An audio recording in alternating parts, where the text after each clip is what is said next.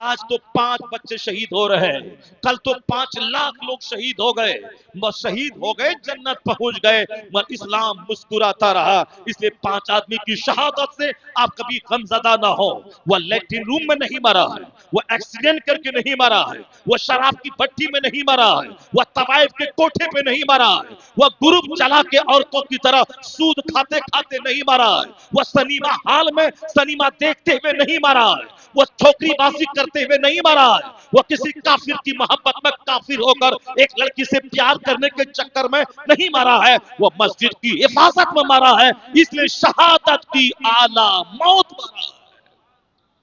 شہادت کسی کو نصیب نہیں ہوتی، اللہ جس سے محبت کرتا ہے اس کو نصیب ہوتی ہے۔ سانپ کے منہ میں ہاتھ ڈال کر کے شہادت نہیں ملتی ہے، بلکہ آدمی اب سرکشا کرتا ہوا مذہب اسلام کی خاطر حکمت و تدبیر سے کام کرتا رہے، اس حالت میں کوئی کافر پیچھے سے آ کے اسے مار دے، وہ شہید کہلاتا ہے۔ اگر کوئی پانی میں خود سے چھلانگ لگا کے مر گیا، وہ خودکشی کیا، وہ بری موت مرا، وہ جہنمی ہے۔ لیکن کوئی اگر پانی سے گزر رہا تھا، پاؤں پھنسا کپڑے میں الجھ گیا، وہی مر گیا، یہ شہادت کی موت مرا۔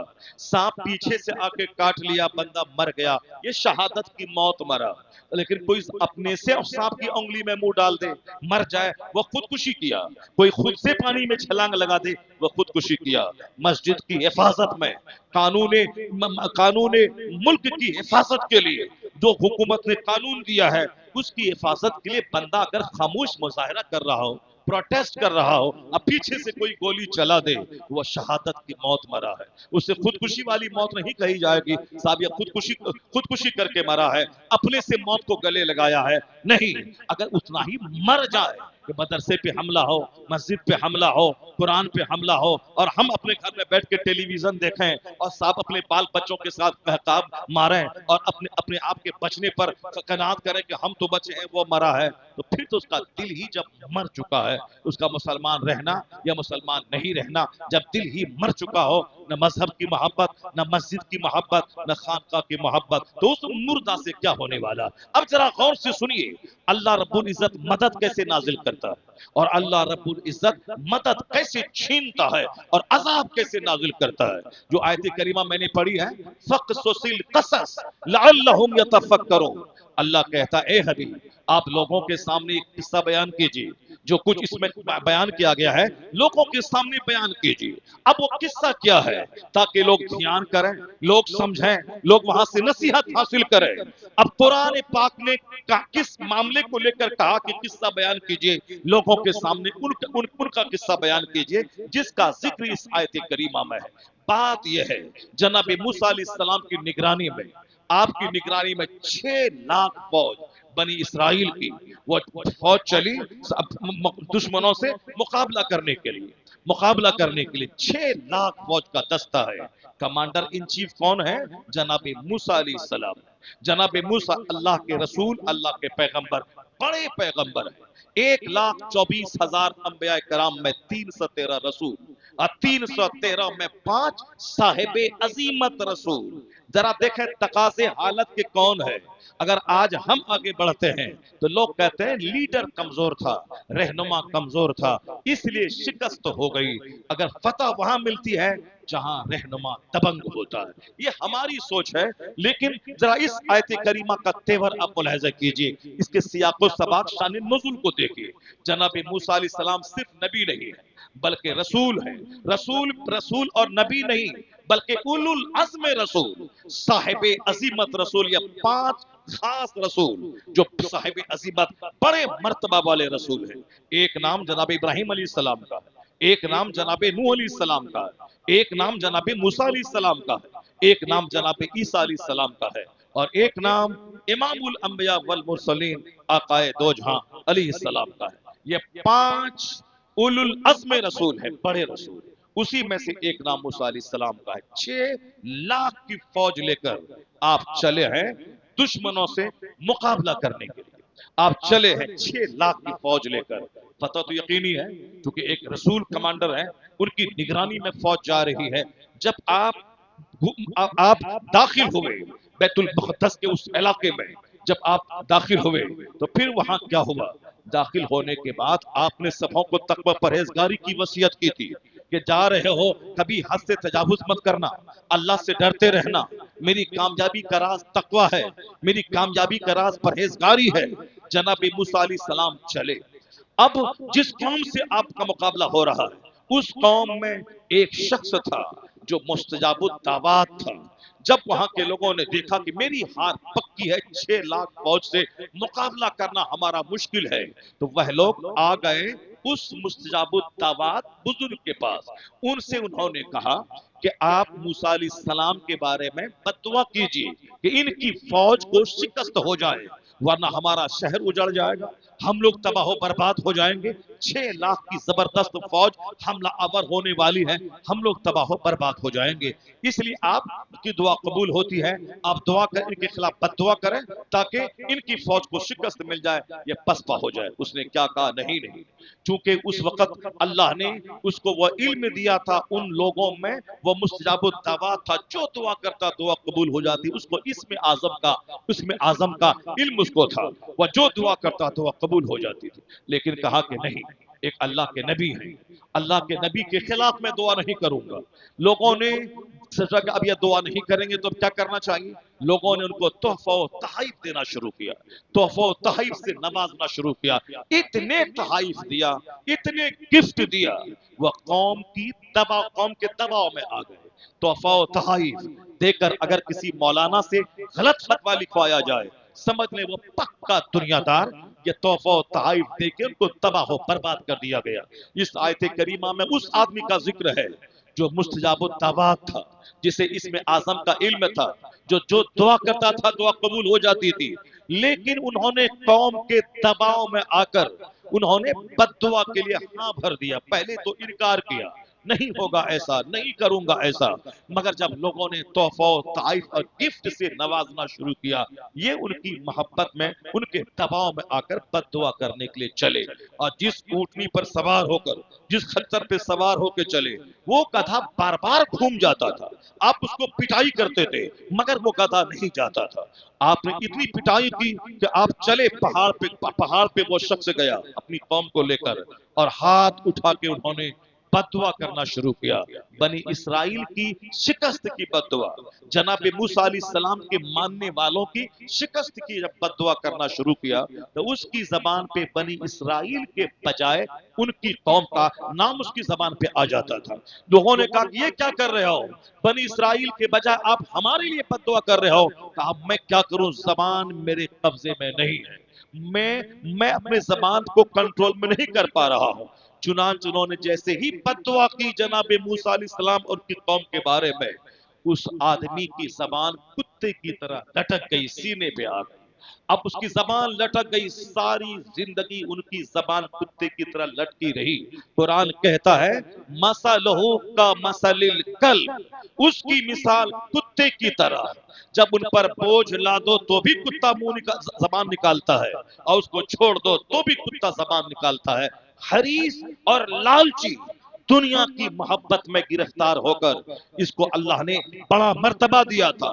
لا رفعناہ، اللہ نے کہا ہم نے اسے وہ علم دیا تھا کہ ہم اس کو بلند کر دیتے، مگر وہ زمین پکڑ کے رہ گیا، وہ دنیا لے کے رہ گیا، وہ حرص، ہوس اور لالچ کا شکار ہو گیا، وہ لوگوں کے تحفہ و تحائف کے دباؤ میں آ کر بلند مرتبے سے نیچے گر گیا۔ اللہ کہتا ہے اس کی مثال کتے جیسی، جب اس کو چھوڑو تو بھی زبان نکالتا ہے، بوجھ لا دو تو بھی زبان نکالتا ہے۔ وہ کہا کہ اب تو ہم برباد ہو گئے، تباہ ہو گئے، اب ہماری دنیا اور آخرت سب برباد ہو گئی۔ لیکن اے میری قوم، اگر تم چاہتی ہو کہ تم کو شکست، موسیٰ علیہ السلام کی قوم کو شکست ہو جائے اور تم پر وہ غالب نہ آئے، تیرا شہر تباہ ہونے سے بچ جائے، تو ہماری ایک ٹرک پہ تم عمل کرو۔ یعنی اب تو میں برباد ہو ہی گیا، میری آخرت اور دنیا تباہ ہو گئی، میری زبان تو کتے کی طرح لٹک گئی، مگر ایک بات پہ عمل کرنا، ان کی فوج ہار جائے گی۔ وہ کون سی بات تھی؟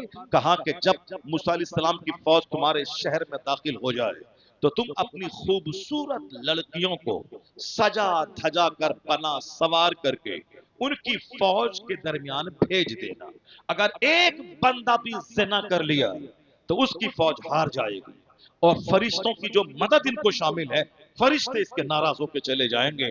اولیاء صالحین کی جو دعائیں ان کے ساتھ میں ہیں وہ دعائیں ختم ہو جائیں گی، یہ لوگ ہار جائیں گے. اس پر عمل کیا ان کے لوگوں نے. جب موسیٰ علیہ السلام کی فوج داخل ہوئی شہر میں، ان لوگوں نے اپنی خوبصورت بیٹیوں کو سجا سوار کر، جوان بیٹیوں کو موسیٰ علیہ السلام کی فوج میں بھیج دیا. وہاں تک کہ اکثر لوگ وہ تھے جو اپنی نگاہوں کو نیچی رکھتے تھے، نگاہ اٹھا کر ان کو دیکھتے نہیں تھے. البتہ آپ کی فوج میں جہاں 6 لاکھ لوگ ہیں، اس میں ایک رئیس تھا، ایک مالدار شخص تھا. ایک لڑکی کے چہرے پہ نظر پڑی، اس سے برداشت نہیں ہوا. انہوں نے اس لڑکی کو گود میں اٹھایا، جناب موسیٰ علیہ السلام کے پاس گیا اور کہا کہ حضور یہ میرے لیے حلال ہے یا حرام ہے؟ جناب موسیٰ علیہ السلام نے کیا کہا؟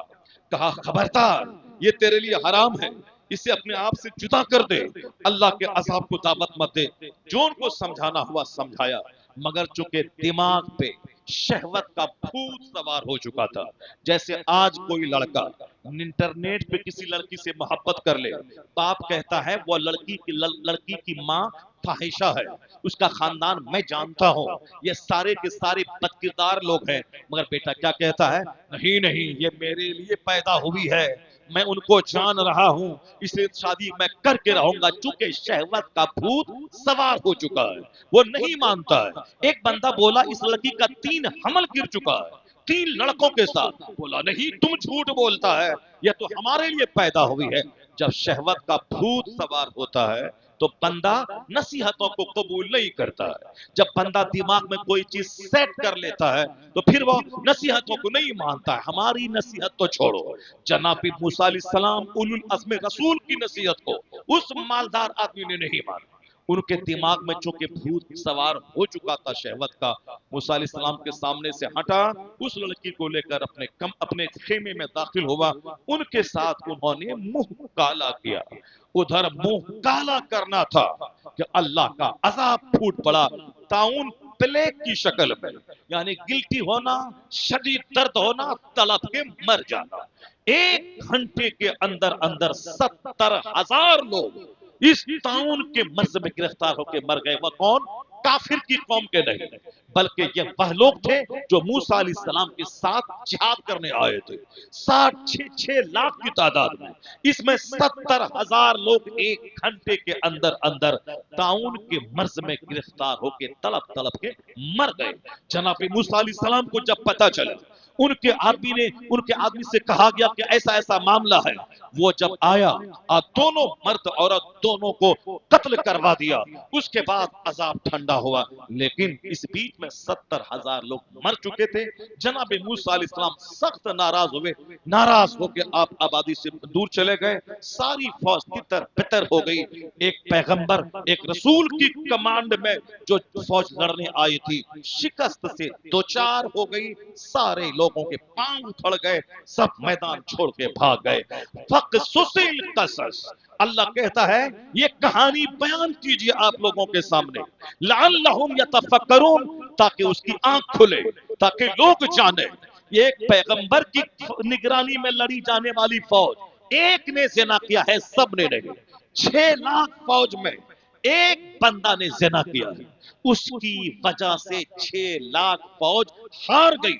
اللہ کے پیغمبر میدان سے ناراض ہو کے چلے گئے، فرشتے ناراض ہو گئے. 70,000 لوگ طاعون کے مرض میں گرفتار ہو کے مر گئے. اللہ رب العزت کا کیا ہوگا؟ اللہ تو ساری دنیا کا خالق ہے. اللہ تو اپنے بندوں کے ذریعے دین کا کام لینا چاہتا ہے. اللہ نے کہا تقوی اور صبر، تقوی اور صبر سے کام لینا. اگر مصیبت پہنچے، شہید ہو جاؤ تو صبر کرنا، تقوی کا دامن ہاتھ سے مت چھوڑنا. اور یہ مت کہنا کہ ہم لڑنے گئے ہماری وجہ سے دین کا کام ہو رہا ہے، ہم مدرسہ چلاتے ہیں ہماری وجہ سے دین کا کام ہو رہا ہے. یہ مت کہنا کہ میں دین کا کام کر رہا ہوں، بلکہ احسان مان اللہ کا کہ تجھے دین کا کام کرنے کے لیے چن لیا گیا ہے. تم یہ مت بولو احسان مت رکھ کے میں بادشاہ کی خدمت کر رہا ہوں، بلکہ احسان مان کہ بادشاہ نے تجھ کو اپنی خدمت کے لیے مامور کیا ہے۔ مدرسہ، مسجد، مولانا، مولوی، کتب، ابدال، ولی، یہ سب کے سب اچھا کام کریں تو اپنا فائدہ جنت جائیں گے، مگر اللہ اپنا دین بچانا چاہتا ہے تو اللہ کے رسول فرماتے ان اللہ لا یؤید ھذا الدین بالرجل الفاجر، اللہ جب اسلام کی مدد لینا چاہتا ہے تو فاسق و فاجر لوگوں سے اسلام کی مدد لے لیتا ہے۔ جو کافر اسلام مٹانے آتا ہے اسی کو کلمہ پڑھا کے اسلام کا کیڈر بنا دیا جاتا ہے۔ سب کچھ کرنے والا اللہ ہے، لیکن فتح ملتی کب ہے؟ تقوی سے، پرہیزگاری سے، ہمت اور جرأت سے۔ اور شکست کب ملتی ہے؟ شکست ملتی ہے فسق سے، شکست ملتی ہے گناہوں سے۔ اب قابل غور بات یہ ہے کہ ایک بندہ نے زنا کیا تو 6 لاکھ فوج ہار گئی۔ جہاں قدم قدم پہ زنا، ہر گھر میں زنا، ہر محلے میں زنا ہو، امیروں کے محل میں زنا ہو، فقیروں کی جھوپڑی میں زنا ہو، مکئی کے کھیت میں زنا ہو، بانس کی بیٹا میں زنا ہو، 5 اسٹار ہوٹل میں زنا ہو، غریبوں کے محلے میں زنا ہو، مالداروں کے محل میں زنا ہو۔ ایک بندہ نے زنا کیا تو 6 لاکھ فوج ہار گئی۔ اور جب یہاں قدم قدم پہ زنا، قدم قدم پہ سود، قدم قدم پہ یہاں صاحب حرام خوری اور حرام کاری، پھر بھی یہ کہنا کہ اللہ کہاں ہے، اللہ کے رسول کہاں ہے، اللہ کی مدد کہاں ہے، این اللہ، اللہ کہاں ہے؟ اللہ تیری شہ رگ سے بھی زیادہ قریب ہے۔ یا مت بول اللہ کہاں ہے، یا بول کہ آپ کہاں ہے، آپ کی اولاد کہاں ہے، آپ کا گھر کہاں ہے، آپ کا سماج کہاں ہے، آپ کی ملت کہاں ہے، آپ کی شادی بیاہ کہاں ہے، آپ کا ختنہ ولیمہ کہاں ہے، آپ کا ناچنا گانا کہاں ہے، آپ کی مسجدیں کہاں ہیں، آپ کی خانقاہ کہاں ہے۔ اس لیے زیادہ باتیں نہ بنائی جائے کہ اللہ کہاں ہے، اللہ اپنے دین کی حفاظت تو کر ہی لے گا، مگر آپ کا کیا ہوگا؟ آج آپ مر گئے تو آپ کا کیا ہوگا؟ اسے دنیا بھر کا ٹینشن مت پالیے۔ ہر آدمی اپنی تمام برائیوں سے سچی توبہ کیجئے۔ جب پتہ چلے کہ عراق میں تباہی آئی، آپ کہیے کہ میرے نماز چھوڑنے کی وجہ سے تباہی آئی ہے۔ جب پتہ چلے کہ اتر پردیش میں آگ لگی، آپ یہ سمجھیں کہ میرے زنا کرنے کی وجہ سے میرے بھائی کا چمن جلا ہے۔ سچی توبہ یہاں ہوگی، یہاں کی مسجد آباد ہوگی، اس توبہ کی برکتیں دنیا بھر میں شامل ہو جائیں۔ سچا مومن وہ ہے جو مصیبتوں سے سبق حاصل کرے۔ ایسا نہیں ہے کہ صاحب ادھر جل رہا ہے اور ہم گھر میں 3 گھنٹے بیٹھ کے موبائل چلا رہے ہیں، وہاں صاحب سنبھل جل رہا ہے اور ہماری ٹیلی ویژن نہیں چھوٹ رہی، ہمارے جھوٹ نہیں چھوٹ رہے، غیبت کی محفلیں نہیں چھوٹ رہی ہیں۔ ہم اس وقت میں سنکٹ کی گھڑی میں، جبکہ ہمارے بھائی فلسطین میں زخمی، ہمارے بھائی ہر طرف پریشان ہیں، ہم وہاں جا کے لڑ نہیں سکتے ہیں، دعا تو کر سکتے ہیں، تہجد تو پڑھ سکتے ہیں، اشراق تو پڑھ سکتے ہیں، 5 پارہ روزانہ قرآن تو پڑھ سکتے ہیں، گٹکا پان چھوڑ کر کے زبان پہ درود تو جاری کر سکتے ہیں، مگر کچھ نہیں۔ بلکہ وہ اللہ کا کام ہے، اللہ جانے گا، میرا کام جو ہے وہ کام کرتا رہوں گا۔ اس بے حسی کے ساتھ قوم کا فلاح نہیں ہوتا ہے۔ عقل مند ہے وہ جو نصیحت حاصل کرے، عقل مند ہے وہ جو دوسروں کو دیکھنے کے بعد عبرت حاصل کرے۔ آقا علیہ السلام فرماتے ہیں ایک وقت ایسا آئے گا کہ دنیا کی ساری قومیں تجھے لوٹ کاٹ کھانے کے لیے دوڑیں گی، تجھے مٹانے کے لیے دوڑیں گی۔ جیسے دسترخوان بچھانے کے بعد آواز لگائی جاتی ہے کہ آئیے کھانا کھائیے، تو دنیا کی ساری قومیں تجھ کو مارنے، پیٹنے، کاٹنے کے لیے ایک دوسرے کو آواز دیں گی۔ ساری قومیں آؤ مسلمانوں کو کھا جاؤ، نگل جاؤ۔ صحابہ کہنے لگے سرکار اس وقت ہماری تعداد کم رہے گی کیا کہ لوگ ہمیں کاٹنے، مارنے، کھانے کا پلان بنائیں گے؟ حضور کہتے نہیں، اس زمانے میں تیری تعداد بہت زیادہ رہے گی، لیکن تیری حیثیت سیلاب کے پانی میں بہنے والی گھاس پات کی طرح ہوگی۔ جیسے پانی میں ایک بے وزن گھاس پانی پہ بہ جاتی ہے، وہی حیثیت تیری ہوگی۔ کہا گیا حضور یہ حیثیت کیوں ہماری ہوگی، کیوں ہم ایسا ہو جائیں گے؟ تو کہا تمہارے دل میں وہن ڈال دیا جائے گا۔ کہا مل وہن یا رسول اللہ، یہ وہن کیا چیز ہے، یہ کون سی کوالٹی ہے وہن جس کی وجہ سے کافروں کے دلوں میں جو ہمارا رعب ہمارا دبدبا، ہماری ہیبت ہے وہ نکال دی جائے گی ان کے دلوں سے۔ آخر وہ کیا چیز ہے؟ آقا فرماتے ہیں حب الدنیا و کراہیت الموت، یعنی تم دنیا سے محبت کرنے لگو گے، مرنے کو ناپسند کرو گے، اسی وجہ سے کافروں کے دل میں جو تیری ہیبت ہوگی اس ہیبت کو اللہ ان کے دل سے نکال دے گا، تم بے وزن ہو جاؤ گے۔ حب الدنیا و کراہیت الموت، حب الدنیا و کراہیت الموت۔ پہلے لوگ جہاد کی تیاری کرتے تھے، ماں اپنے بچوں کے لیے دعا کرتی تھی الہی میرے بچے کو لمبی عمر دینا تاکہ جوان ہو جائے تیرے دین کے لیے یہ جہاد کرے، دشمنوں سے جنگ کرے، یہاں تک کہ شہید ہو جائے، میں قیامت کے دن ایک شہید کی ماں کہلا جاؤں کہ میرا بیٹا مذہب کے کام آ گیا۔ پہلے لوگ موت کے لیے بچوں کو پیدا کرتی تھی خاتون، اور آج زندگی کی نہیں میرا بیٹا نہیں مرے گا۔ لوگ قبرستان جاتے ہیں دفنانے کے لیے، وہاں سے واپس آنے کے بعد سب دروازے پہ بالٹی میں پانی رکھ دیتے ہیں۔ جمعہ کے دن جبکہ نماز کا ٹائم کم رہتا ہے، لوگ پریشان ہوتے ہیں مسجد میں آنے کے بعد، کیا استنجا خانہ کہاں ہے، پانی کہاں ہے، کبھی پانی نہیں ملتا تو لوگ وہ نماز نہیں پڑھتے ہیں۔ اور یہاں قبرستان سے لوٹ کے آؤ تو ہر دروازے پہ بالٹی میں پانی اور جگ، معلوم ہے کیوں؟ اس لیے کہ قبرستان سے آنے کے بعد سب لوگ اپنے ہاتھ کو مٹی جو لگی ہے اس کو دھو لیں، ورنہ موت اس کے گھر میں گھس جائے گی۔ وہ قبرستان سے آئیں گے، موت ان کے گھر میں گھس جائے گی، یہ لوگ مر جائیں گے۔ موت قبرستان کی مٹی گھر میں نہ جائے اور یہ سب کچھ دھو دھا کر کے راستے میں صاف ہو کے چلے آئے۔ موت کا چرچا بیٹا کرتا امی اگر میں مر جاؤں تو آپ مت روئیے گا، ماں کہتی نہیں ارے ایسی باتیں مت بولو، کیوں بولنے کا، موت کا چرچا ہی ختم ہو گیا۔